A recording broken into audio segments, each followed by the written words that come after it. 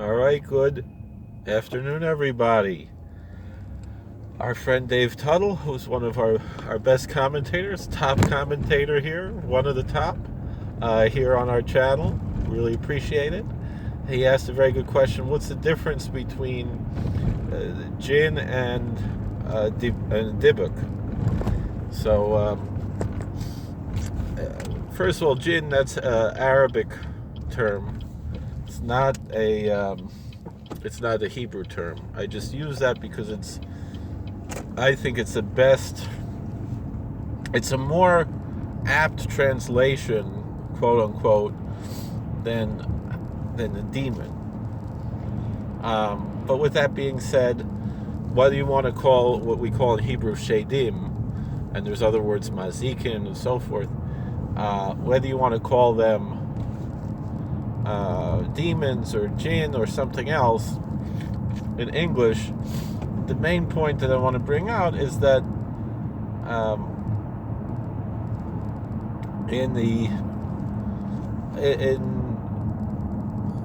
both in the Christian traditions and in Islamic traditions, demons or jinn are said to possess people.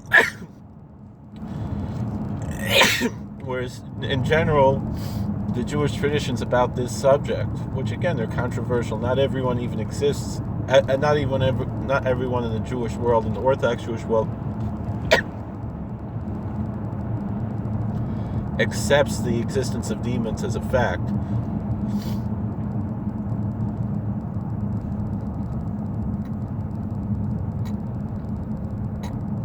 Excuse me.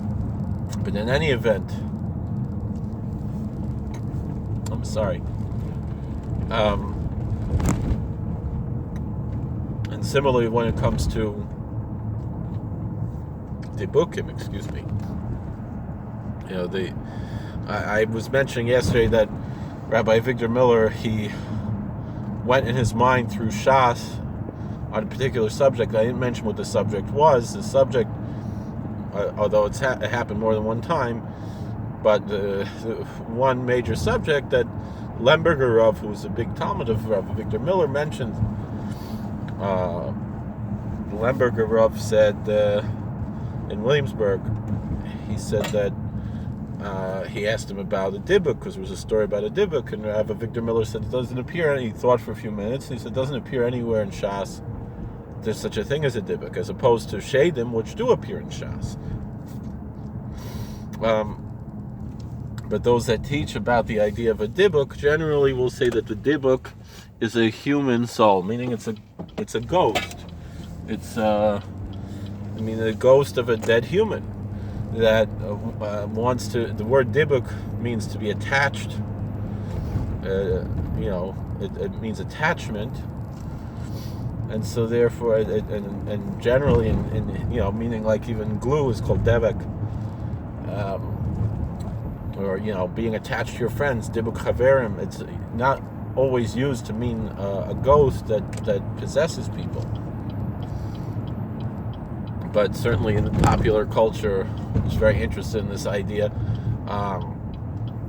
But again, those who teach the existence of Dibbukim and those who have had experience and performed exorcisms on Dibbukim and so forth, like some of the other rabbis I mentioned to you who have had direct experience with these types of issues, and maybe I myself to a lesser extent might have had similar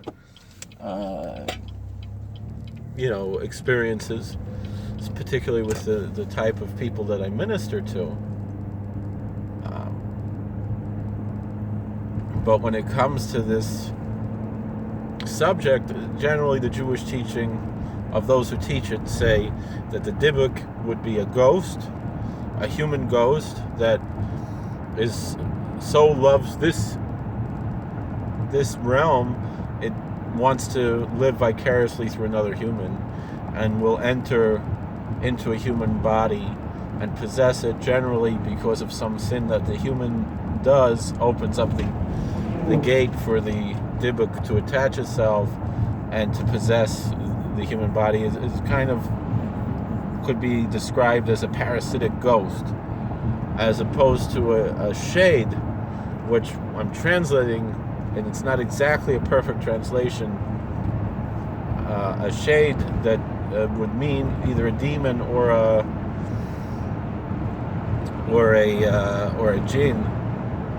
And I'm saying jinn is a little bit more close in their mythology than in the Christian mythology, is a totally different species. And so therefore, because it has like a different spiritual DNA than a human being, it doesn't make sense for it to possess a human being the way a human ghost, which used to live in a human body, would possess a human body. That's pretty much what I'm trying to bring out here is the difference between two. The Dybbuk is a human. Again, in the mythology, not everyone accepts this, and the shade is some other type of entity, another type of soul. However, they can have, again, in the mythology and in certain people's experience that's been reported, have such a strong influence over a human that it can seem as if they are possessed. And the fascinating thing, though, is that there are reports in very well accepted Jewish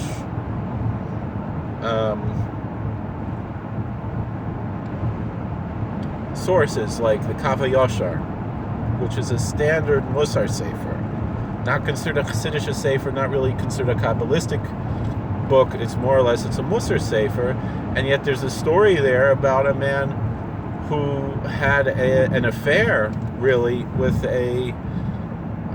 like a succubus, I guess would be how you would say in English, a female demon that he had actually born children with that were hybrid, half human, half demon,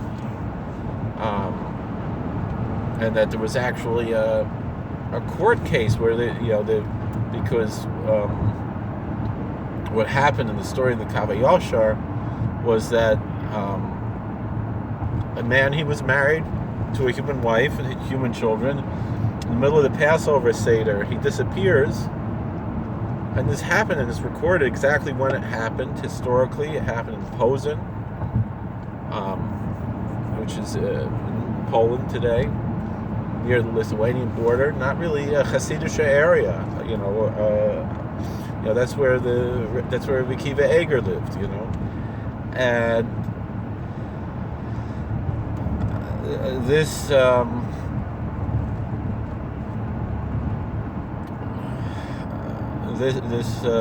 man, I mean, this was well before the time of Rabbi Akiva Eger, I believe, but this man, his wife came, found this whole other realm in his house, like it was another room, but it was like in another realm in the house, and he found the man in bed with this demon woman who was in the form of a human woman.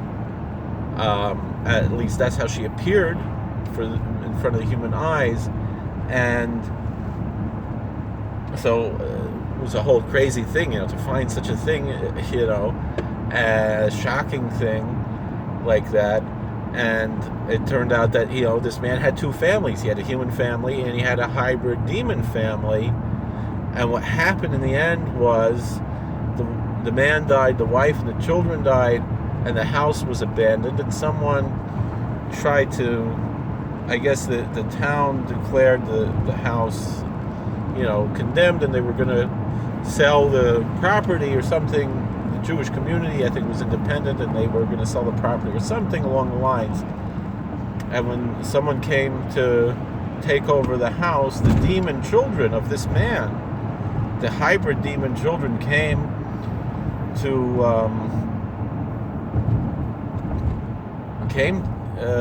and said, no, this is our house. We inherited rightly from our father, who owned this house rightfully, and all of his human children died, and so we, the hybrid demon children, it's our house. It belongs to us. And they were taken to Bezdin, to the rabbinical court. The Beis Din said, no, you don't have a right to inherit your human father, and there's many reasons for that. In Jewish law, even to the point where, you could say between human beings in Jewish law, Jewish law recognizes, it's the Gemara in Yevamos, I actually learned it today, that different laws between humans as far as inheritance laws, and based on that you could extrapolate like a Kal V'chomer that you would not. I'm not going to get into the laws right now because I don't want to waste too much time. Not waste time, but spend too much time. It's not the time now to talk about it. You could extrapolate from these laws that essentially that the hybrid demon children would not have any right to inherit from a human father, and so therefore, and they abided by the ruling of the court because they respect these things. And like we said, and Rabbi Bar Tzadok discussed this once, the demons have religion, just like the Muslims speak of the jinn having religion, and they respect religious authorities. I mean, I know someone who from Jordan, and he was Muslim at the time, although his father was Muslim, his mother was Jewish, but he was raised Muslim. And when he decided, that he was interested in converting to Judaism, which he didn't have to do because his mother was Jewish, the imams there in Jordan, which is a pretty modern country, a pretty, more liberal, moderate Muslim country as far as Muslim countries go, but they did some very cruel exorcisms to him. Not like our exorcisms, which are sounding a shofar and saying some psalms, and not like the Christian exorcisms, with holy water and things like that. The Muslim exorcisms, they were shocking him with electricity, using a car battery, really cruel, torturous forms of exorcism. I mean, and what they mentioned was that they claimed that he was possessed by 2 Christian jinn and 2 Jewish jinn, and they were able to exorcise, the imams claimed they were able to exorcise the Christian jinn, and I think one of the Jewish jinn, but the other one they couldn't exorcise, and that was what they surmised. I'm not saying that that's true or not true, but it's pretty fascinating that this is the type of thing that they teach in their religion. So it's very different, but and so, like I said, that is a major difference between jinn and shaidim, is that the Muslims do believe jinn could possess people, the way Christians say that demons possess people, and the Jewish belief is that shaidim can influence people and even, I guess, copulate with people, have relations with people, because and also another major difference is that a dibuk would be a soul and not have any physical form. Demons do have physical bodies. Now, I don't know what the Muslim belief about jinn is, whether or not they have physical bodies, but it's clear the Talmud says that shaidim, that demons do have physical bodies, and that they are similar to humans in 3 ways and similar to angels in 3 ways. They're like angels in that they can make themselves invisible, they can fly, and they can tell the future at least 30 days in advance. Some say it's because their time frame is actually different than ours. The way that time works in their dimension could be in reverse from ours. And as far as the way that they're similar to human beings is that they eat and drink, they sexually reproduce, and they die. So that's so the fact that they eat and drink and sexually reproduce and die shows that they have physical bodies on some form. Obviously, it's different than our own. Whereas, a ghost doesn't have a body. You're going to discuss the meaning of an astral body, which might be similar to what's, according to Rabbi Bar Tzadok, at least, what's called in the Kabbalistic literature. You have was called Chalukah D'Rabbanan, which is, it literally means a rabbinical cloak, and that is what, according to Rabbi Bar Tzadok, that is what is called in the modern parlance the astral body. However, we have another term which is well known Kabbalistically. It appears even in certain prayer books of Nishmasin Artilein, the naked souls. And it's the naked souls that are the ones that are, and that is a more well-known Kabbalistic concept, probably more well-known than the Dybbuk. It's just the Dybbuk became a more popular concept, and it's more likely it's those what you would call naked souls, meaning naked of merit, naked of mitzvos, that are the ones that are wandering around on the earth as ghosts, and these are the ones that could potentially possess a person as a Dybbuk. It's interesting because there is also Kabbalistically ideas in the opposite. There's the Sod HaIbur, it's called like pregnancy, which means that certain times a soul, it would be the opposite. It would be a similar idea of a Dybbuk, but in a positive way, that this soul is an inspirational, this is a holy soul that comes and is impregnated into a person, so to speak, in order to inspire them. And then, of course, there's the idea of the Gilgul, which appears very much in the Zohar. Again, does not appear in Shas, does not appear in the Babylonian Talmud. But the idea of the Gilgul is the idea of the reincarnation, and there's different interpretations of that as well, of what a reincarnation is in this manner. So, and essentially, and it's not really time to talk about that. So, but basically, that's the difference. You have certain things that are human, and certain things are not human. But then it's fascinating, though, how does it work that there can be hybrid, I'm talking about scientifically speaking, that there can be hybrid demons with humans. Does that mean that the demons are of a human origin, perhaps? I mean, it would have to mean, perhaps they're a more highly evolved form of human, perhaps from the future, like we talk about them coming from the past. There's other discussions about them being fallen angels, and again, there's discussion about certain races of angels also being of human origin. Rabbi Bar Tzadok talks more about that. I only know about that from him, and I don't much know about these ideas, but it would also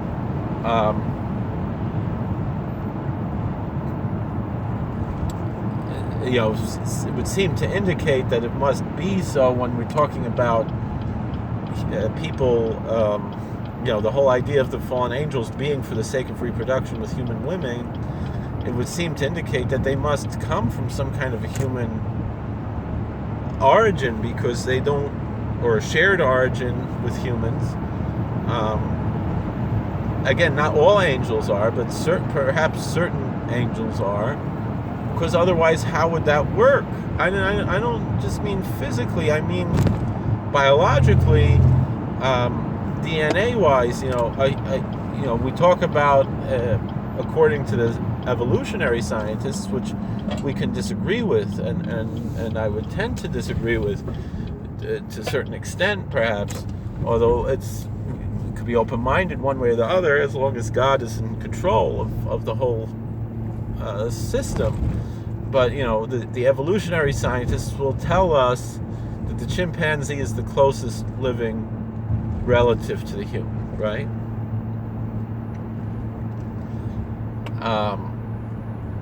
And yet, the Russian scientists in the 1920s tried to make human chimpanzee hybrids, and they were unsuccessful.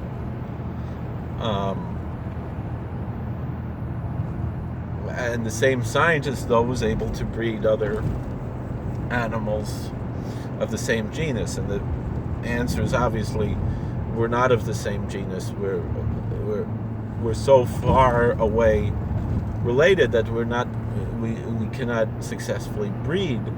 And not that anyone would want to, but an evil, Soviet scientist, a communist like that would do something evil like that.